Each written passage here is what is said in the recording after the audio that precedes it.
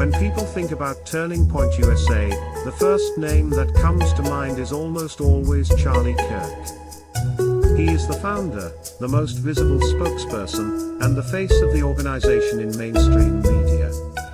But an interesting question is worth asking: why did TPUSA actually take off, even in ways that go beyond Charlie Kirk himself? The short answer is this: TPUSA succeeded not primarily because of one individual, but because it built a scalable political machine that fit the moment. First, TPUSA understood timing. It emerged at a moment when a large number of young conservatives felt politically homeless. Traditional conservative institutions were focused on donors, think tanks, and cable news. TPUSA, by contrast, went straight to high schools and college campuses, places where conservative infrastructure was weak, fragmented, or non-existent. That strategic focus mattered far more than who was giving the keynote speech. Second, TPUSA built a decentralized model. Campus chapters were given branding, talking points, event templates, and logistical support, but they were not micromanaged. This allowed thousands of students to feel ownership of the movement. Once that structure was in place, TPUSA could grow even if Charlie Kirk wasn't personally involved in every event, debate, or chapter launch.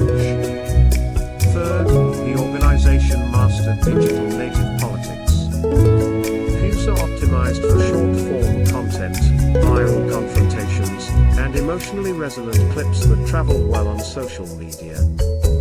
This was not about ideological depth, it was about reach, repetition, and identity formation. The brand became recognizable on its own. At that point, Charlie Kirk became an amplifier of the machine, not the machine itself. Fourth, TPUSA focused less on policy details and more on narrative clarity. The message was simple: free markets, limited government, and cultural resistance to progressive dominance on campus. That clarity made it easy to recruit, train, and mobilize new activists. You didn't need Charlie Kirk in the room to understand what TPUSA stood for. Finally, institutions outlast personalities. Once TPUSA developed funding pipelines, donor confidence, professional staff, and annual flagship events, it crossed a threshold.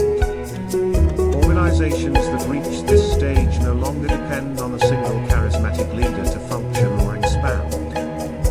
Leadership still matters, but it is no longer existential. So while Charlie Kirk is undeniably important to TPUSA's origin and visibility, the organization's real success came from structure, strategy, and timing. In other words, TPUSA didn't grow because of Charlie Kirk alone, it grew because it became bigger than him.